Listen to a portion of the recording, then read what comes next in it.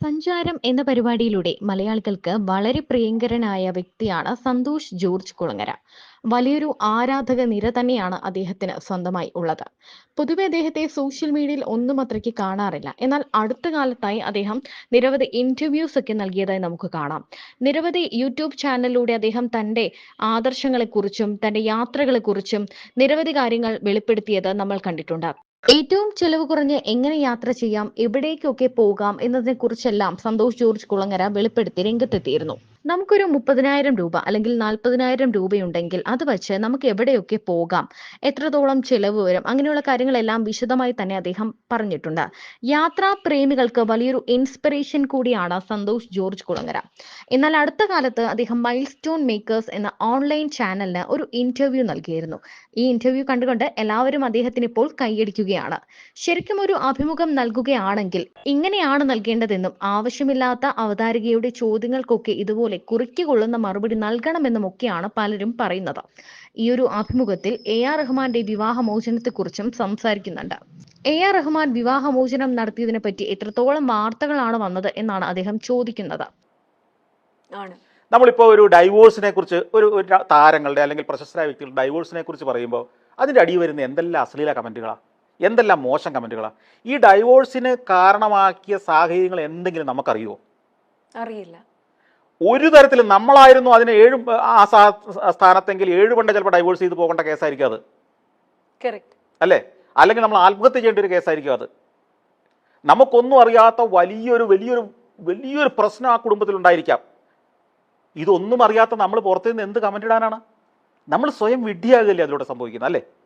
അവർക്ക് വാലിഡായ ഒരു കാരണം കാണും, ഇല്ലേ? അല്ലാതെ ഇത്ര നാൾ ഒന്നിച്ച് ജീവിച്ച ഒരാൾ തീരുമാനം എടുക്കില്ല. ഇപ്പോൾ റഹ്മാൻ ഡൈവോഴ്സ് ചെയ്യാൻ പോകുമ്പോൾ എന്തെല്ലാം ആക്ഷേപങ്ങൾ അതിൻ്റെ ഇട്ടത്.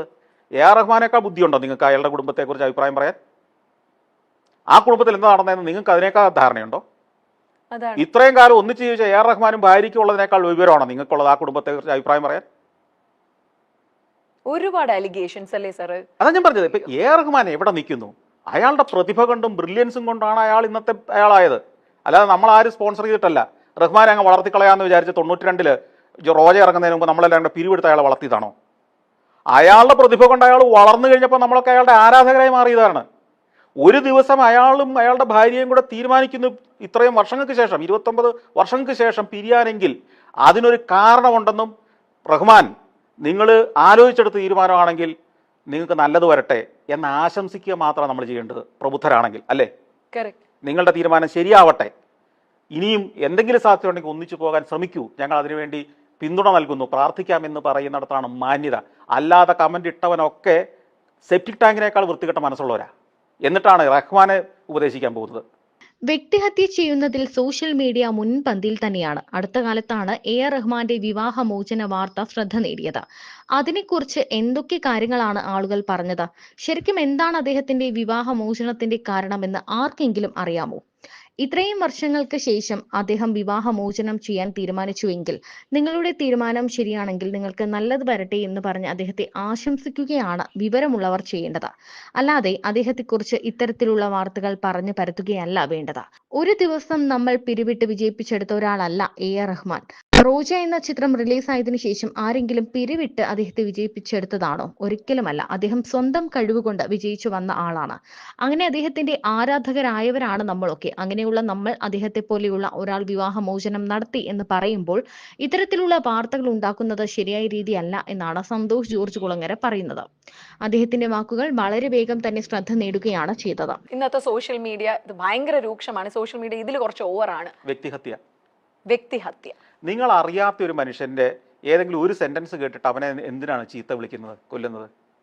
ഏതോ സാഹചര്യം നമ്മളൊക്കെ എന്തെല്ലാം സെന്റൻസുകൾ ആ സന്ദർഭത്തിൽ നടത്തിയെടുത്താൽ നമ്മളൊക്കെ പറഞ്ഞത് തെറ്റായി പോകാവുന്ന, വ്യാഖ്യാനിക്കാവുന്ന എത്രയോ സെന്റൻസുകളും വാക്കുകളും നമ്മളൊക്കെ പറഞ്ഞിട്ടുണ്ടല്ലേ? ഇല്ലേ? നമ്മൾ ഈ പറഞ്ഞതിലെ നമ്മൾ ഇത്ര നേരം പറഞ്ഞതിലെ ഏതെങ്കിലും ഒരു സെന്റൻസ് എടുത്തിട്ട് മറ്റൊരിടത്ത് കൊണ്ടുപോയി വെച്ചാൽ, അല്ലെങ്കിൽ ആ സെന്റൻസ് മാത്രം എടുത്തിട്ട് വേറൊരു സ്ഥലത്ത് കൊണ്ടുപോയി വെച്ചാൽ ഒരു കോൺട്രാസ്റ്റ് അർത്ഥം വരുന്ന എത്രയോ സാഹചര്യങ്ങളുണ്ട്. അതുമാത്രം കേട്ടിട്ട് ഇയാൾ ഇത് മാത്രമാണ് പറഞ്ഞതെന്ന് കരുതിയിട്ടോ അല്ലെങ്കിൽ കരുതാതെയോ ഒരു മനുഷ്യനെയും അവൻ്റെ കുടുംബാംഗങ്ങളെയും മാതാപിതാക്കളെയും മക്കളെയും എല്ലാം പിന്നെ ശിഷ്ടകാല ഈ ഭൂമി ജീവിക്കാനേ അർഹരല്ല എന്നുള്ള മട്ടിൽ കൊല വിളിക്കുന്നത് എന്ത് മനുഷ്യത്വമാണ്? എന്നിട്ടാണോ ഈ സംസ്കാരത്തെക്കുറിച്ച് പറയുന്നത്? എന്നിട്ടാണോ മനുഷ്യത്വത്തെക്കുറിച്ച് പറയുന്നത്? എന്നിട്ടാണോ നിങ്ങൾ നാട്ടുകാരെ നന്നാക്കുന്നതിനെക്കുറിച്ച് പറയുന്നത്? അപ്പം നമ്മൾ നിയന്ത്രിക്കുക.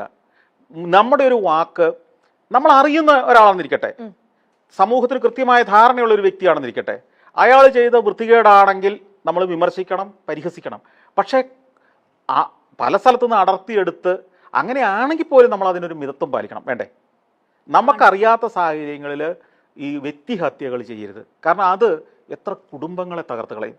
ഞാനൊരു കാര്യം ചോദിക്കട്ടെ, ഞാൻ പറഞ്ഞൊരു വാക്ക്, ആ വാക്ക് മറ്റൊരു സാഹചര്യത്തിൽ വേറൊരു ഇൻ്റർവ്യൂവിൽ വേറൊരു ചോദ്യത്തിനുത്തരമായിട്ട് പറഞ്ഞത് എടുത്തിട്ട് ഇയാൾ ഇന്നയാളെക്കുറിച്ച് പറഞ്ഞത് കണ്ടോ എന്നൊക്കെ പറഞ്ഞിട്ട് ഒരു കഷ്ണം എടുത്തിട്ടിട്ട് ഇതങ്ങോട്ടിടും.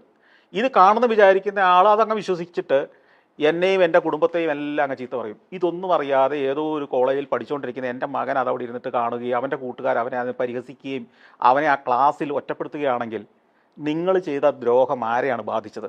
ഇതൊന്നും അറിയാത്ത, നിഷ്കളങ്കമായ, ഇതൊന്നും അറിയാതെ ജീവിക്കുന്ന ഒരു മനുഷ്യജീവിയല്ലേ അത്. അവൻ അതിൻ്റെ പേരിൽ ഡിപ്രഷൻ ബാധിച്ചാൽ, അല്ലെങ്കിൽ അതുപോലുള്ള കുട്ടികൾ ആത്മഹത്യ ചെയ്താൽ നിങ്ങൾ ആ കുടുംബത്തിനുണ്ടായ, ആ ജീവിതത്തിനുണ്ടായ നഷ്ടം തിരിച്ചു കൊടുക്കുമോ? ഇത് ഓരോ ആളും ഓരോ കമൻ്റ് ഇടുമ്പോൾ ശ്രദ്ധിക്കേണ്ട ഒരു കാര്യമാണ്. ഇത് നിങ്ങളുടെ കുടുംബത്തിലാണ് സംഭവിച്ചെങ്കിൽ എന്തായിരുന്നു ചിന്തിച്ചിട്ട് വേണം ഒരു കമൻ്റ് ഇടുമ്പോൾ, ഒരാളെ നിങ്ങൾ വ്യക്തിഹത്യ നടത്തുമ്പോൾ നിങ്ങൾ അതിന് മുതിരുന്നതിന് മുമ്പ് ഇത് തീർച്ചയായിട്ടും ചിന്തിച്ചിരിക്കണം.